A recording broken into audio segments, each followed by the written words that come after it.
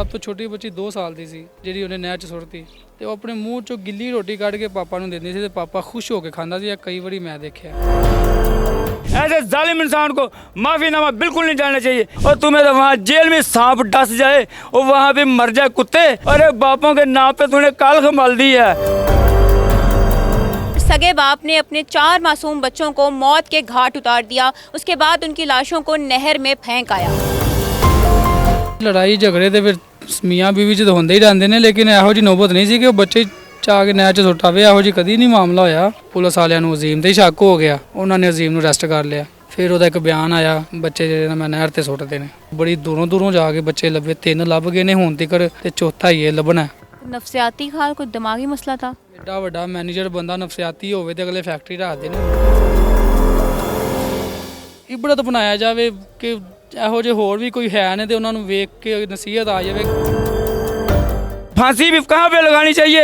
इस बाजार में, काला बाजार में, बाकी लोगों को इबरत हो जाए। अस्सलाम वालेकुम नाजरीन, मैं हूं वजीहा अब्बास और आप देख रहे हैं अपनी नौयत का वाहिद crime show lady crime reporter.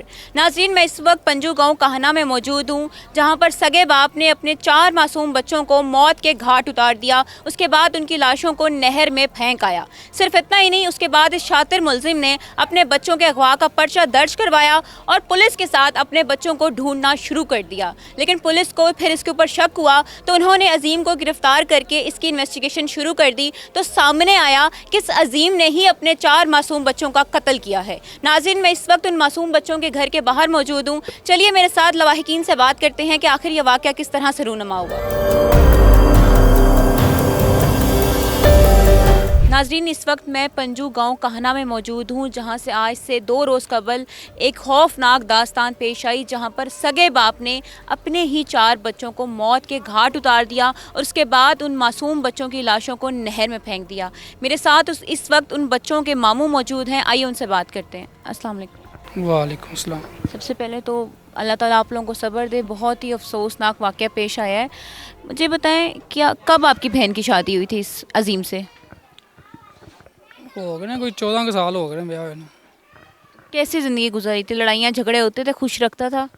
ਜੀ ਲੜਾਈ ਝਗੜੇ ਤੇ ਫਿਰ ਮੀਆਂ ਬੀਵੀ 'ਚ ਤਾਂ ਹੁੰਦੇ ਹੀ ਰਹਿੰਦੇ ਨੇ, ਲੇਕਿਨ ਇਹੋ ਜਿਹੀ ਨੌਬਤ ਨਹੀਂ ਸੀ ਕਿ ਉਹ ਬੱਚੇ ਚਾਹ ਕੇ ਨਹਿਰ 'ਚ ਸੁੱਟਾਵੇ। ਇਹੋ ਜਿਹੀ ਕਦੀ ਨਹੀਂ ਮਾਮਲਾ ਹੋਇਆ। ਖੁਸ਼ ਅਖਲਾਕ ਰਹਿੰਦੇ ਸਨ, ਬੱਚੇ ਵੀ ਬਹੁਤ ਅੱਛੇ ਸਨ, ਇਹਨਾਂ ਦੀ ਜ਼ਿੰਦਗੀ ਬਹੁਤ ਅੱਛੀ ਸੀ। तो आपको क्या लगता है एकदम ये क्यों उसने ये हरकत की अजीम ने? ਇਹ ਹਰਕਤ ਉਹਨੇ ਕਿਉਂ ਕੀਤੀ ਹੈ ਤੇ ਹੁਣ ਅਜ਼ੀਮ ਹੀ ਦੱਸੇਗਾ। ਜਦੋਂ ਦਾ ਪੁਲਿਸ ਵਾਲਿਆਂ ਨੇ ਫੜਿਆ, ਸਾਡੀ ਤਾਂ ਉਹਦੇ ਨਾਲ ਮੁਲਾਕਾਤ ਹੀ ਨਹੀਂ। ਅਜ਼ੀਮ ਹੀ ਬਿਹਤਰ ਦੱਸੇਗਾ ਜਦੋਂ ਮੀਡੀਆ ਦੇ ਸਾਹਮਣੇ ਆਏਗਾ। ਸਾਡੇ ਸਾਹਮਣੇ ਤੇ ਬੱਚਿਆਂ ਨਾਲ ਉਹਦੀ ਬੜੀ ਮੁਹੱਬਤ ਸੀ। ਬੱਚੇ ਆਪਣੇ ਸਭ ਤੋਂ ਛੋਟੀ ਬੱਚੀ 2 ਸਾਲ ਦੀ ਸੀ ਜਿਹੜੀ ਉਹਨੇ ਨਹਿਰ 'ਚ ਸੁੱਟਤੀ ਤੇ ਉਹ ਆਪਣੇ ਮੂੰਹ 'ਚੋਂ ਗਿੱਲੀ ਰੋਟੀ ਕੱਢ ਕੇ ਪਾਪਾ ਨੂੰ ਦਿੰਦੀ ਸੀ ਤੇ ਪਾਪਾ ਖੁਸ਼ ਹੋ ਕੇ ਖਾਂਦਾ ਸੀ। ਇਹ ਕਈ ਵਾਰੀ ਮੈਂ ਦੇਖਿਆ। ਉਹ ਆਪਣੇ ਮੂੰਹ 'ਚੋਂ ਕੱਢ ਕੇ ਪਿਓ ਨੂੰ ਖਵਾ ਦਿੰਦੇ, ਪਿਓ ਨੂੰ ਖਵਾ ਦਿੰਦੇ। ਬੜੀ ਲਾਡੀਆਂ। ਮੋਟਰਸਾਈਕਲ ਤੇ ਆਂਦਾ ਸੀ ਤੇ ਉਹਨੂੰ ਮੋਟਰਸਾਈਕਲ ਦਾ ਹਾਰਨ ਵਜਾਉਣ ਦੀ ਜ਼ਰੂਰਤ ਨਹੀਂ ਸੀ ਪੈਂਦੀ ਤੇ ਬੱਚਿਆਂ ਨੂੰ ਪਤਾ ਲੱਗ ਜਾਂਦਾ ਸਾਡਾ ਪਾਪਾ ਆ ਗਿਆ। 2 ਸਾਲ ਦੀ ਬੱਚੀ ਭੱਜ ਕੇ ਜਾਂਦੀ ਸੀ ਪਾਪਾ ਪਾਪਾ ਕਰਦੀ। ਬੜੀ ਮੁਹੱਬਤ ਸੀ ਉਹਨਾਂ ਦੀ। ये वाक़या पेश किस तरह से है, किस तरह से रूनुमा हुआ है? ਮੈਂ ਬਦਾਮੀ ਬਾਗ ਬੈਠਾ ਸਾਂ, ਘਰ ਸਾਨੂੰ ਫੋਨ ਆਇਆ ਕਿ ਬੱਚੇ ਗਵਾਚ ਗਏ ਨੇ ਤੇ ਅਸੀਂ ਬੜੇ ਪਰੇਸ਼ਾਨ। ਅਸੀਂ ਉਧਰੋਂ ਰਾਤੀ 10:30 11 ਵਜੇ ਦਾ ਟਾਈਮ, ਅਸੀਂ ਕਿੱਕਾਂ ਮਾਰੀਆਂ ਮੋਟਰਸਾਈਕਲ 'ਤੇ ਅਸੀਂ ਇੱਧਰ ਆ ਗਏ ਤੇ ਪਤਾ ਚੱਲਿਆ ਜੀ ਉਹ ਨਾ ਕਹਿੰਦਾ ਕਿ ਮੈਂ ਬੱਚੇ ਇੱਥੇ ਛੱਡ ਗਿਆ ਸਾਂ। ਉਹ ਸਾਹਮਣੇ ਦੁਕਾਨ ਹੈਗੀ ਬੜਾ ਚੀਜ਼ ਲੈਣ ਕੇ, ਕਹਿੰਦਾ ਮੈਂ ਕੰਮ ਤੇ ਚਲਾ ਗਿਆ ਤੇ ਅਸਲ ਦੇ ਵਿੱਚ ਕੰਮ ਤੇ ਨਹੀਂ ਸੀ ਗਿਆ। ਉਹ ਬੱਚਿਆਂ ਨੂੰ ਲੈ ਕੇ ਨਾ ਤੇ ਖਲੋਤਾ ਸੀ ਉੱਥੇ ਤੇ ਸਾਬਰ ਨੇ ਕਹਿੰਦਾ ਜਾ ਡੱਬੋ ਰੋਟੀ ਘਰ ਛੱਡ ਗਿਆ ਤੇ ਡੱਬੋ ਰੋਟੀ ਛੱਡ ਕੇ ਤੇ ਕਹਿੰਦਾ ਮਾਮਾ ਮੈਂ ਜਾ ਰਿਹਾ ਪਾਪਾ ਦੇ ਨਾਲ ਤੇ ਉਹ ਕਹਿ ਕੇ ਚਲਾ ਗਿਆ ਤੇ ਉਹ ਕਾਫੀ ਦੇਰ ਹੋ ਗਈ। ਮੇਰੀ ਭੈਣ ਕਹਿੰਦੀ ਕਿ ਉਹ ਬਹਾਦਰ ਮੇਰਾ ਭਰਾ ਇੱਥੇ ਉਹਦਾ ਫਲੈਟਾਂ 'ਚ ਰਹਿੰਦਾ ਤੇ ਇੱਥੇ ਆਇਆ ਸੀ। ਉਹਨੂੰ ਕਹਿੰਦੀ ਮੇਰੀ ਭੈਣ ਕਿ ਤੂੰ ਪਤਾ ਦੇ ਘਰ ਬੱਚੇ ਗਏ ਨੇ, ਪਾਪਾ ਨਾਲ ਕਹਿ ਗਿਆ ਤੇ ਇੰਨੀ ਦੇਰ ਹੋ ਗਈ ਆਇਆ ਨਹੀਂ। ਉਹਨੂੰ ਫੋਨ ਕੀਤੇ ਵੀ ਅੱਧਾ ਪੌਣਾ ਘੰਟਾ ਲੱਗ ਗਿਆ, ਫੋਨ ਨਹੀਂ ਉਹਨੇ ਚੁੱਕਿਆ ਤੇ ਉਹਨੇ ਫੋਨ ਹੀ ਨਹੀਂ ਚੁੱਕਿਆ। ਤੇ ਜਦੋਂ ਫੋਨ ਉਹਨੇ ਚੁੱਕਿਆ ਤੇ ਉਹਨੇ ਕਿਹਾ ਹਾਂ ਵੀ ਆਦਰ ਕਹਿੰਦਾ ਅਜ਼ੀਮ ਭਾਈ ਉਹ ਬੱਚੇ ਨਹੀਂ ਲੱਭ ਰਹੇ, ਬੱਚੇ ਤੁਹਾਡੇ ਨਾਲ ਨੇ? ਕਹਿੰਦਾ ਨਹੀਂ ਬੱਚੇ ਮੇਰੇ ਨਾਲ ਤੇ ਨਹੀਂ ਹੈ। ਉਹ ਘਰ ਆ ਕੇ ਬੱਚੇ ਲੱਭਣੇ ਸ਼ੁਰੂ ਕਰਤੇ ਉਹਨਾਂ ਨੇ। ਅਜ਼ੀਮ ਵੀ ਲੱਭ ਰਿਹਾ, ਅਸੀਂ ਵੀ ਲੱਭ ਰਹੇ ਹਾਂ। ਉਹ ਫਿਰ ਥਾਣੇ ਦੇ ਵਿੱਚ ਗਏ, ਉੱਥੇ ਦਰਖਾਸਤ ਦਿੱਤੀ। ਉਹ ਫਿਰ ਪੁਲਿਸ ਹਰਕਤ 'ਚ ਆਈ। ਪੁਲਿਸ ਨੇ ਫਿਰ ਇਨਵੈਸਟੀਗੇਸ਼ਨ ਸ਼ੁਰੂ ਕੀਤੀ। ਉਹ ਕਰਦੇ ਕਰਾਂਦੇ ਉਹਨਾਂ ਨੇ ਕੈਮਰੇ ਖੋਲ੍ਹੇ ਤੇ ਉਹ ਪੁਲਿਸ ਵਾਲਿਆਂ ਨੂੰ ਅਜ਼ੀਮ 'ਤੇ ਹੀ ਸ਼ੱਕ ਹੋ ਗਿਆ। ਉਹਨਾਂ ਨੇ ਅਜ਼ੀਮ ਨੂੰ ਅਰੈਸਟ ਕਰ ਲਿਆ ਤੇ ਸਾਡੀ ਉਹਦੇ ਨਾਲ ਮੁਲਾਕਾਤ ਉਸ ਦਿਨ ਤੋਂ ਬਾਅਦ ਹੋਈ ਨਹੀਂ। ਉਹਨਾਂ ਨੇ ਫਿਰ ਉਹਨਾਂ ਨੂੰ ਕੁੱਟਿਆ ਮਾਰਿਆ। ਫਿਰ ਉਹਦਾ ਇੱਕ ਬਿਆਨ ਆਇਆ, ਬੱਚੇ ਜਿਹੜੇ ਮੈਂ ਨਹਿਰ 'ਤੇ ਸੁੱਟਦੇ ਨੇ। ਸਾਡਾ ਦਿਲ ਹੀ ਨਾ ਮੰਨੇ, ਉਹ ਨੈਟ 'ਚ ਕਿਵੇਂ ਸੁੱਟ ਸਕਦਾ, ਸਾਡੇ ਨਾਲ ਤੇ ਆਪ ਲੱਭਦਾ ਪਿਆ ਸੀ, ਬੱਚੇ ਉਹ ਆਪ ਲੱਭ ਰਿਹਾ ਸਾਡੇ ਨਾਲ। सगे बाप है वो कैसे मार सकते? ਉਹ ਉਹਨਾਂ ਦਾ ਪਿਆਰ ਹੀ ਬੜਾ ਸੀ, ਕਿਵੇਂ ਸੁੱਟ ਸਕਦਾ। ਸਾਡਾ ਦਿਲ ਨਹੀਂ ਮੰਨਿਆ ਸੀਗਾ, ਪੁਲਿਸ ਵਾਲਿਆਂ ਦੀ ਮਾਰ ਤੋਂ ਡਰ ਗਿਆ ਉਹ, ਤੇ ਉਹਨੇ ਵੀ ਬਿਆਨ ਦੇ ਦਿੱਤਾ ਤੇ ਲੇਕਿਨ ਫਿਰ ਉਹ ਪੁਲਿਸ ਵਾਲਿਆਂ ਨੇ ਆਪਰੇਸ਼ਨ ਸ਼ੁਰੂ ਕੀਤਾ, ਕੱਲ ਵੀ ਕੀਤਾ ਸੀ 3 ਵਜੇ, ਕੁਝ ਨਹੀਂ ਲੱਭਿਆ ਤੇ ਅਸੀਂ ਮੁਤਮਈਨ ਸਾਂ ਤੇ ਕੁਝ ਲੱਭਣਾ ਹੀ ਨਹੀਂ, ਪਿਓ ਨੇ ਕਿੱਥੇ ਸੁੱਟਿਆ ਹੋਣਾ। ਤੇ ਉਹ ਅੱਜ ਆਪਰੇਸ਼ਨ ਸ਼ੁਰੂ ਕੀਤਾ ਉਹਨਾਂ ਨੇ ਤਫਸੀਲੀ, ਤੇ ਬੜੀ ਦੂਰੋਂ ਦੂਰੋਂ ਜਾ ਕੇ ਬੱਚੇ ਲੱਭੇ, 3 ਲੱਭ ਗਏ ਨੇ ਹੁਣ ਤੱਕ ਤੇ ਚੌਥਾ ਹੀ ਇਹ ਲੱਭਣਾ, ਮਤਲਬ ਕਿ ਲੱਭਦੇ ਪਏ ਨੇ, ਇਹ ਲੱਭਿਆ ਨਹੀਂ ਉਹ। कितने बच्चे थे बहन के? ਮਾਸ਼ਾਅੱਲਾ 4 ਬੇਟੀਆਂ ਸੀ ਤੇ 2 ਬੇਟੇ ਸਨ। 4 ਇੱਕ ਬੇਟੀ ਵੱਡੀ ਸੀ, 3 ਬੇਟੀਆਂ ਛੋਟੀਆਂ ਸੀ। ਤੇ ਜਿਹੜੀ ਵੱਡੀ ਬੇਟੀ ਹੈ ਨਾ, ਉਹਦੀ ਉਮਰ ਹੈ ਕੋਈ 13.5 ਸਾਲ, 13 ਸਾਢੇ 13, ਤੇ ਮੁੰਡਾ ਸਾਬਰ 12 ਸਾਲ ਦਾ ਸੀ। ਉਸ ਤੋਂ ਬਾਅਦ 3 ਭੈਣਾਂ ਸਨ, ਤੇ ਉਸ ਤੋਂ ਬਾਅਦ ਹੁਣ ਹੈ ਕੋਈ 12-13 ਦਿਨ ਹੋਏ ਨੇ, ਰੱਬ ਨੇ ਫਿਰ ਮੁੰਡਾ ਦਿੱਤਾ ਇੱਕ। ਤੇ ਉਹ ਬੱਚਿਆਂ ਦਾ ਮੁੰਡੇ ਨਾਲ ਬੜਾ ਪਿਆਰ, ਕਿ ਸਾਡੇ ਘਰ ਭਾਈ ਆ ਗਿਆ, ਪਹਿਲੇ ਇੱਕ ਭਾਈ ਸੀ, ਹੁਣ 2 ਭਾਈ ਹੋ ਗਏ ਸੀ। ਤੇ ਉਹ ਵੱਡਾ ਮੁੰਡਾ ਬੜੀਆਂ ਖੁਸ਼ੀਆਂ ਮਨਾਉਂਦਾ ਸੀ ਕਿ ਮੇਰੇ ਘਰ ਭਰਾ ਆ ਗਿਆ, ਬੜਾ ਪਿਆਰ ਕਰਦੇ ਸੀ ਉਹਨੂੰ। ਇਹ 12-13 ਦਿਨ ਨਹੀਂ ਹੋਏ ਤੇ ਉਹ ਵੱਡੇ ਮੁੰਡੇ ਨੂੰ ਤੇ 3 ਧੀਆਂ ਨੂੰ ਲਗਾਇਆ ਬਾਹਰ ਕੁਝ ਖਵਾਉਣ ਪਿਆਉਣ ਦੇ ਬਹਾਨੇ, ਜਾ ਕੇ ਸੁੱਟ ਆਇਆ। 7-8 ਵਜੇ ਦਾ ਟਾਈਮ ਸੀ ਰਾਤ ਨੂੰ, ਕੋਈ 7 ਦਾ ਹੋਏਗਾ ਜਾਂ 7:30 ਦਾ ਹੋਏਗਾ। माली हालात कैसे थे अजीम के? ਮਾਲੀ ਹਾਲਾਤ ਦੇਖੋ, ਤੁਹਾਨੂੰ ਮੈਂ ਉਹਦਾ ਕਾਰਡ ਵਾਹਨਾ, ਡਿਊਟੀ ਕਾਰਡ, ਤੁਸੀਂ ਇਹਦੇ ਤੋਂ ਹੀ ਅੰਦਾਜ਼ਾ ਕਰ ਲਓਗੇ। ਆ ਪੜੋ ਹਾਂ ਕੀ ਲਿਖਿਆ ਇਹਦੇ ਤੇ, ਕੀ ਹੈਗਾ, ਕਿਹੜੀ ਫੈਕਟਰੀ ਹੈ। ये देखिए नाजरीन, वो एक फैक्ट्री में असिस्टेंट मैनेजर है। हम ये भी नहीं कह सकते कि उसके माली हालात इतने तंग होंगे कि उसने उसकी वजह से अपने बच्चों का कत्ल कर दिया। और अगर माली हालात तंग भी हों तो फिर भी ये कहीं से जस्टिफाई नहीं करता कि आप अपने बच्चों का कत्ल कर दें। तो जिस दिन ये वाक़या हुआ, बहन ने बताया कोई कि उस दिन लड़ाई हुई हो मेरी अपने शोहर के साथ? ਵੀ ਨਹੀਂ ਹੋਈ, ਉਸ ਤੋਂ ਪਹਿਲੇ ਵੀ ਨਹੀਂ ਹੋਈ, ਲੜਾਈ ਲੜੂਈ ਵਾਲੀ ਕੋਈ ਗੱਲ ਹੈ ਹੀ ਨਹੀਂ ਸੀ। नफसियाती हाल, कोई दिमागी मसला था? ਐਡਾ ਵੱਡਾ ਮੈਨੇਜਰ ਬੰਦਾ ਨਫਸਿਆਤੀ ਹੋਵੇ ਤੇ ਅਗਲੇ ਫੈਕਟਰੀ ਰੱਖਦੇ ਨੇ ਉਹਨੂੰ। उसके बाद जो अब मुकदमा हुआ है उसके मुद्दई आप हैं? ਨਹੀਂ ਜੀ, ਆਈਏ ਤੇ ਅਸੀਂ ਮੁਦਈ ਨਹੀਂ ਕਿ ਜਦੋਂ ਬੱਚੇ ਬੁੱਚੇ ਆ ਜਾਣਗੇ ਦੁਬਾਰਾ ਮੁਦਈ ਅਸੀਂ ਆਪ ਹੀ ਬਣਾਂਗੇ। ਨਾ ਅਸੀਂ ਪੁਲਿਸ ਨੂੰ ਬਣਨ ਦੇਣਾ ਤੇ ਨਾ ਅਸੀਂ ਉਹਨਾਂ ਦੇ ਘਰ ਚੋਂ ਕਿਸੇ ਨੂੰ ਬਣਨ ਦੇਣਾ। ਬੱਚਿਆਂ ਦੀ ਮਾਂ ਬਣੇਗੀ ਜਾਂ ਮਾਮਿਆਂ ਚੋਂ ਕੋਈ ਬਣੇਗਾ ਮੁਦਈ। ਦੇਖੋ, ਇੱਕ ਬੰਦਾ 1,30,000 ਰੁਪਇਆ ਮਹੀਨਾ ਕਮਾ ਰਿਹਾ ਤੇ ਘਰ ਤੁਸੀਂ ਵੇਖ ਲਓ ਕਿਹੋ ਜਿਹਾ 5-7 ਹਜ਼ਾਰ ਰੁਪਇਆ ਕਰਾਇਆ, ਤੇ ਇੱਕ ਬੰਦਾ ਇੰਨੀ ਕਮਾਈ ਕਰਨ ਦੇ ਬਾਵਜੂਦ ਆਪਣੇ 20 ਬੱਚਿਆਂ ਨੂੰ ਐਡੀ ਬੁਰੀ ਹਾਲਤ ਦੇ ਵਿੱਚ ਰੱਖ ਰਿਹਾ, ਜਿੱਥੇ ਕੋਈ ਰਹਿਣ ਦਾ ਸੋਚ ਨਹੀਂ ਸਕਦਾ। ਕਿ ਬੜਾ ਗੰਦਾ ਜਿਹਾ ਘਰ ਏ, ਕੱਚਾ ਘਰ ਏ, ਛੱਤਾਂ ਦਾ ਬੇਕਾਰ ਨੇ, ਤੇ ਇੰਨੇ ਪੈਸੇ ਕਮਾ ਰਿਹਾ ਤੇ ਘਰ ਦੇ ਵਿੱਚ ਯਕੀਨ ਕਰੋ, ਮੇਰੀ ਭੈਣ ਜਦੋਂ ਛਿਲੇ ਦੇ ਵਿੱਚ ਸੀ ਨਾ, ਬੱਚਾ ਹੋਣ ਤੋਂ ਕੋਈ 10-15-20 ਪਹਿਲੇ ਸੁੱਕੀ ਰੋਟੀ ਪਾਣੀ 'ਚ ਡੁਬੋ ਕੇ ਖਾਂਦੀ ਰਹੀ। ਮਾਲੀ ਹਾਲਾਤ ਉਹਦੇ ਇੱਧਰ ਤੰਗ ਸੀ। मुझे ये बताएं, अजीम का किसी दूसरी औरत के साथ ताल्लुक तो नहीं था? क्योंकि ਇਨਵੈਸਟੀਗੇਸ਼ਨ ਟੀਮ ਪਤਾ ਕਰੇਗੀ, ਅਸੀਂ ਬਦਾਮੀ ਬਾਗ ਬੈਠੇ, ਸਾਨੂੰ ਕਾਹਦਾ ਪਤਾ ਸਰ।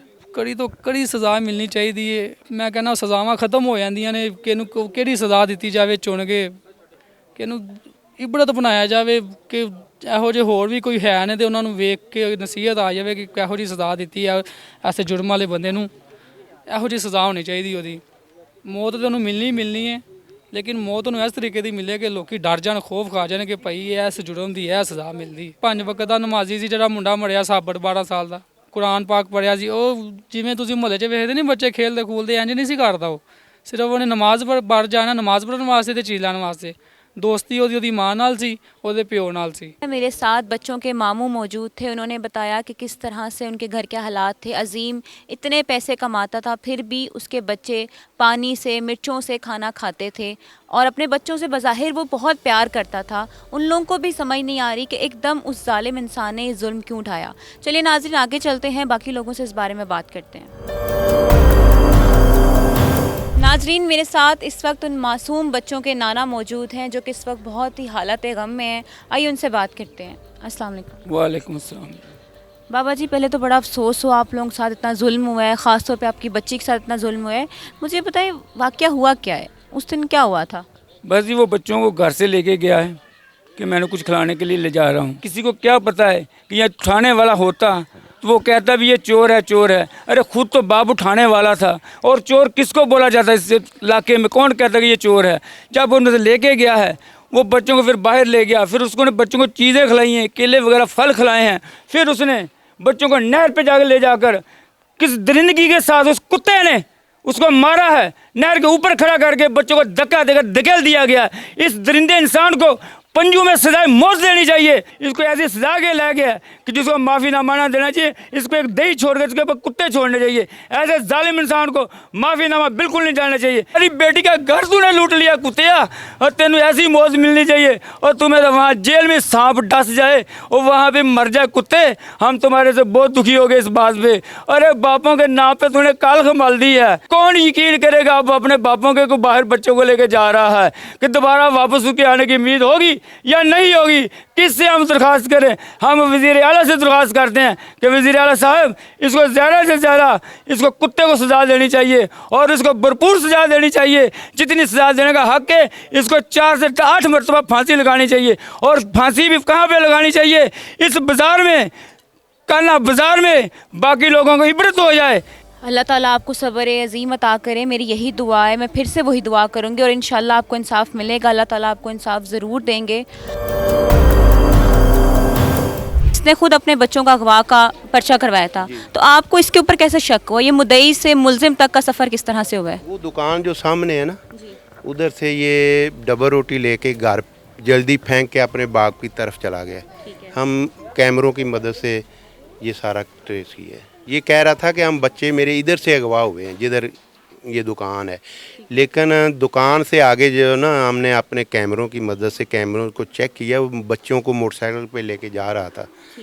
वादया नज़र आ गया, फिर तब इसने बताया। फिर आप लोगों को शक हुआ, आपने गिरफ्तार किया। और वो बहुत शुक्रिया सर।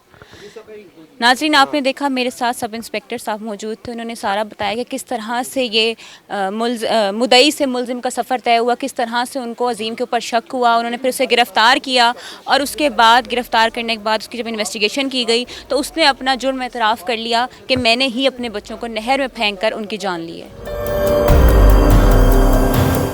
नाजरीन, मेरे साथ इस वक्त अहले इलाका मौजूद है। आइए उनसे बात करते हैं कि अज़ीम किस तरह का इंसान था, किस तरह का इसका रहन सहन उठना बैठना था। अस्सलाम वालेकुम। वालेकुम सलाम। सर, क्या नाम है आपका? मेरा नाम मसूद है। मसूद साहब, मुझे ये बताएं कि अज़ीम किस तरह का आदमी था, मोहल्ले में कैसी रेपुटेशन थी उसकी? मोहल्ले में तो ऐसा था कि सुबह वो काम पे जाता था और रात को 8, 9, 10 बजे आता था। जितना बजे, यानी कि मेरा इस मोहल्ले में मेरी रहाइश है। तो मैंने इसको ईद वाले दिन ने जब नमाज़ पढ़ी थी ना, ईद की नमाज़ पढ़ी थी, उस वक्त मैंने देखा। उसके बाद मैंने इसको मोहल्ले में भी नहीं देखा। उसके बाद मैं भी काम पे जाता था, शाम को आता था, मगर मोहल्ले में उसका वो नहीं था। और वो अपने बच्चों से भी, यानी कि ये हमारी समझ से नहीं आ रहा कि उसने ऐसे घटिया हरकत की क्यों। जब देखते थे उसको, 1-2 दफ़ा मैंने देखा वो अपने बच्चों को साथ यानी कि मोटरसाइकिल पे भी उठाता था, लेके जाता था, उधर चीज़ें वगैरह भी खिलाता था।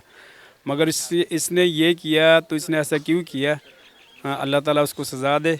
ना वो पागलपन था, हम कहेंगे कि ये पागल था या दौरे पड़ते थे या वो चीज़ भी इसके अंदर सियाना था। उसकी 1,30,000 रुपये उसकी तनख्वाह थी। और फिर भी उसके जो घर में थे, जो घर वालों से हमने सुना है, और उसके घर में जो बच्चे थे वो भूखे रहते थे, पानी के साथ रोटी डुबो के खाते थे।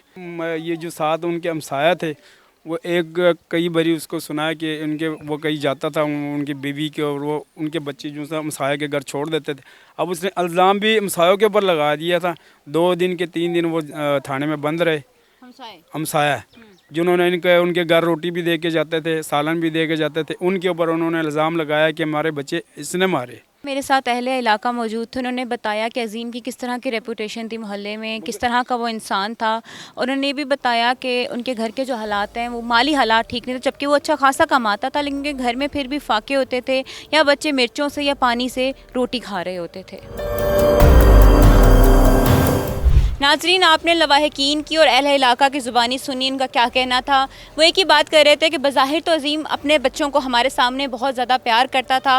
उनको खुद समझ नहीं आ रही कि आखिर अज़ीम ने ये घिनौनी हरकत की तो की क्यों। हमने पुलिस का मौक़िफ़ भी जान लिया। पुलिस का कहना था कि वो लोग अभी इन्वेस्टिगेशन कर रहे हैं और वो पूरी कोशिश कर रहे हैं कि चौथे बच्चे की डेड बॉडी भी मिल जाए। याद रहे नाज़रीन कि इस वाक़े पर, इस खौफनाक दास्तान पर IG पंजाब साहब ने और वज़ीर आला पंजाब साहब ने भी नोटिस ले लिया है। अब नोटिस तो ले लिया गया है, लेकिन देखते हैं कि क्या अज़ीम को उसके अंजाम तक पहुंचाकर उसको सज़ा दी जाएगी या नहीं। मुझे वजीहा अब्बास को लेडी क्राइम रिपोर्टर के अगले एपिसोड तक इजाज़त दीजिए। अल्लाह हाफ़िज़।